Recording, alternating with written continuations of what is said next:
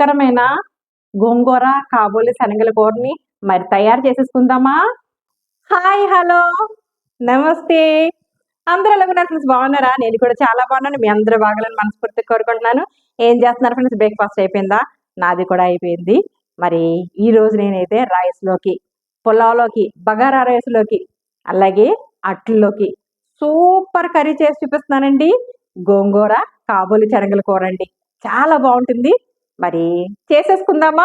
వచ్చేసండి. మన గోంగూర కాబోలి శనగల కూర కోసం 200 గ్రామ్స్ శనగలు తీసుకున్నానండి. తీసుకొని కాబోలి శనగల్ని, ఈ శనగల్ని 5 గంటలు నానబెట్టుకొని అలాగే ఉడకపెట్టేసుకున్నానండి. ఉడకపెట్టుకొని ఇదిగో ఉడికింది, ఉడికిపోయింది చూసారా? ఇలా ఉడకపెట్టుకొని పక్కన పెట్టేసుకున్నాం. అలాగే 2 గంటల గోంగూర తీసుకొని శుభ్రంగా కడుక్కొని పెట్టుకున్నానండి. స్టవ్ వెలిగించుకున్నానండి. ఓ ప్యాన్ తీసుకున్నాను, ప్యాన్ పెట్టుకున్నాను. ఇప్పుడు 3 టేబుల్ స్పూన్స్ ఆయిల్ వేసుకుందాం. ఇందులో ఆయిల్ వేడెక్కిందండి. 2 పెద్ద సైజు ఉల్లిపాయలు తీసుకొని చిన్న చిన్న ముక్కలు కోసుకున్నాం. ఒక 6 పచ్చిమిరపకాయలు వేసుకుందాం. ఇందులో మంచి కలర్ వచ్చే వరకు వేయించుకుందామండి. ఉల్లిపాయలు పచ్చిమిరపకాయలు మంచిగా వేగినాయండి. ఈ టైంలో మనం 1 టేబుల్ స్పూన్ అల్లం వెల్లుల్లి పేస్ట్ వేసుకొని పచ్చివాసన పోయే వరకు వేయించుకుందాం. ఇలా అల్లం వెల్లుల్లి బాగా వేగిందండి. ఒక టమాటా, చిన్న టమాటా తీసుకొని వేసుకుందాం. చిన్న చిన్న ముక్కలు కోసుకొని. గోంగూర పుల్లగా ఉంటుంది కదా అంటారా? టమాటా వేస్తే ఇంకా టేస్ట్ ఎన్హాన్స్ అవుతుందండి. మరి మంచిగా మగ్గించుకుందాం.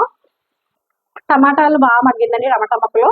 ఇప్పుడు ఉడికించి పెట్టుకున్న కాబోలి శనగలు వేసేసుకుందాం. ఇందులో ఇప్పుడు మనం 1/2 టేబుల్ స్పూన్ పసుపు వేసుకుందాం. 2.5 టేబుల్ స్పూన్స్ కారం వేసుకుందామండి. గోంగూర పుల్లగా ఉంటుంది కాబట్టి కారం కొంచెం ఎక్కువ పడుతుంది. అలాగే రుచికి సరిపడినంత సాల్ట్ వేసుకుందాం. కావాలంటే మళ్ళీ చూసుకొని వేసుకుందాం. ఇప్పుడు మంచిగా కలిపేసుకుందామండి. ఇవన్నీ పసుపు, ఉప్పు, కారం అన్నీ కాబోలి శనగలకు పట్టేటట్టు ఇలా కలిపేసుకుందాం చక్కగా. ఇప్పుడు ఇందులో మనం ధనియాలు 1/2 టేబుల్ స్పూన్ పొడి వేసుకోవాలండి. అలాగే జీలకర్ర పొడి 1/2 టేబుల్ స్పూన్ వేసుకొని ఒక్కసారి కలుపుకొని ఇప్పుడు మనం వాటర్ పోసుకుందామండి. ఆల్రెడీ మనం కాబోలి శనగలు ఉడకపెట్టుకున్నాం కదా, ఎక్కువ పడవ వాటర్. ఇలా వాటర్ పోసేసుకొని కొంచెం బాయిల్ అవనిద్దాం. శనగల్లో వాటర్ వేసుకున్నాం కదండి. ఇక కూర ఇలా ఉడుకుతుంది కదా, ఈ టైంలో కడిగి పెట్టుకున్న గోంగూరను మనం వేసేసుకుందాం. ఇలా వేసేసుకొని గోంగూర అంతా ఇలా వేసేసుకొని గోంగూర వేసేసుకున్నాం. ఇప్పుడు మూత పెట్టుకుని 5-6 నిమిషాలు అలా మగ్గనిద్దామండి. చూద్దామండి. మూత ఓపెన్ చేసి 5 నిమిషాలు అయిపోయింది. అదిగో దగ్గరికి అయిపోయింది. గోంగూర బాగా మగ్గిపోయింది. ఇదిగో చూసారా? ఇప్పుడు మనం ఈ టైంలో ఏం చేయాలంటే గరం మసాలా అండి 1 టేబుల్ స్పూన్ వేసుకుందాం. చాలా రుచిగా ఉంటుంది అనమాట. యాలకులు, లవంగాలు, దాల్చిన చెక్క ఇవన్నీ మసాలా ఉంటుంది కదా, గరం మసాలా వేసుకొని ఇలా కలుపుకొని చక్కగా 1 నిమిషం ఆగాక మనం కట్టేసుకుందాం. ఇప్పుడు కొంచెం కొత్తిమీర, కొంచెం కరివేపాకు, కట్ చేసి పెట్టుకున్న కొత్తిమీర కరివేపాకుని వేసేసుకొని 2 సెకండ్స్ ఆగాక ఇలా కలుపుకొని స్టవ్ ఆఫ్ చేసేసుకోవడమేనండి. ఎంతో రుచికరమైన గోంగూర కాబోలి శనగల కూర రెడీ అయిపోయింది. డిష్ అవుట్ చేసేసుకుందాం. Dish out చేసేసుకుందామండి.